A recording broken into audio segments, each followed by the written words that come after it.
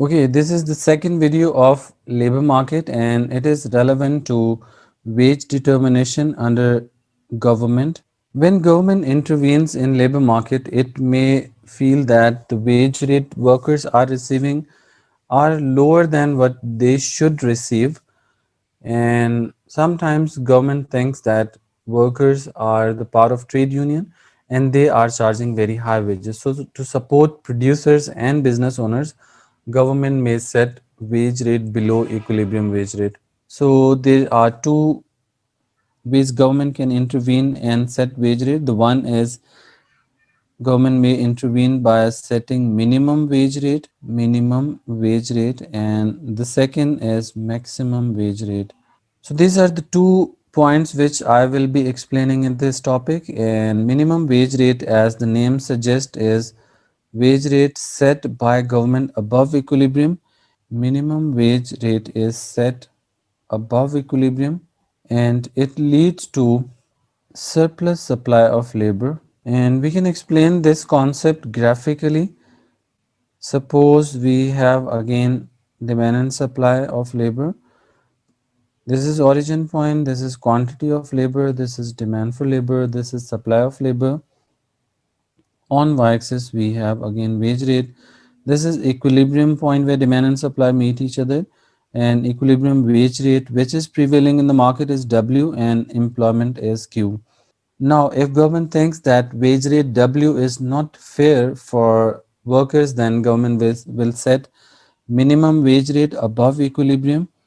Let's say it is WM to support workers. So this is the minimum wage rate. And as per this minimum wage rate, you can see that this wage line intersects demand for labor at point A and it intersects supply curve at point B.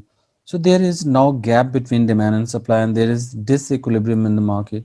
So supply of labor is greater than demand for labor, and it will lead to increase in unemployment as well, because more workers are now willing to work but employers will hire lesser number of workers. And we can also find out the amount of unemployed worker by finding the quantity on x-axis. Let's say this is this is quantity demand for labor and this is quantity supply of labor. So this gap is basically the gap between demand and supply is again showing that supply of labor is greater than demand for labor. So this much amount of labor will be unemployed because they will not be able to get employment at wage rate set by the government.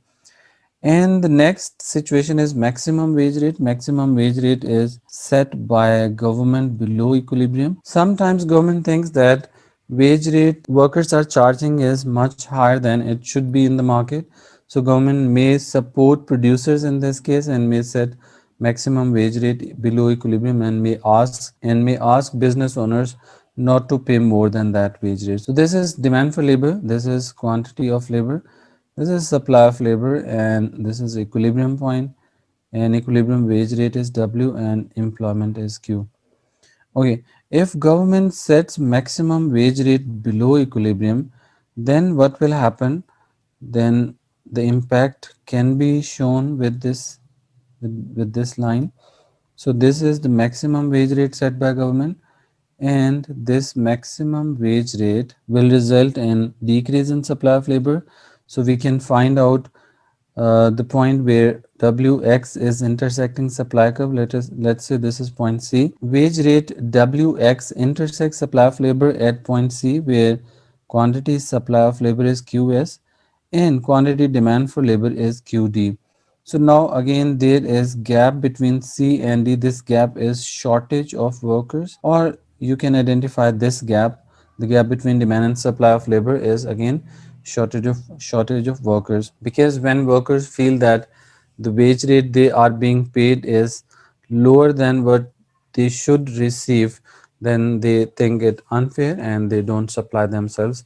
So supply of labor falls, but demand for labor will be high because now more employers will be willing to hire greater number of workers, because one worker costs them a little lesser than earlier. So they will demand more workers, but suppliers, yani workers will not be willing to work, so supply of labor will fall. So whenever demand for labor is high, supply of labor is low, there will be a gap between demand and supply, which is known as shortage of workers.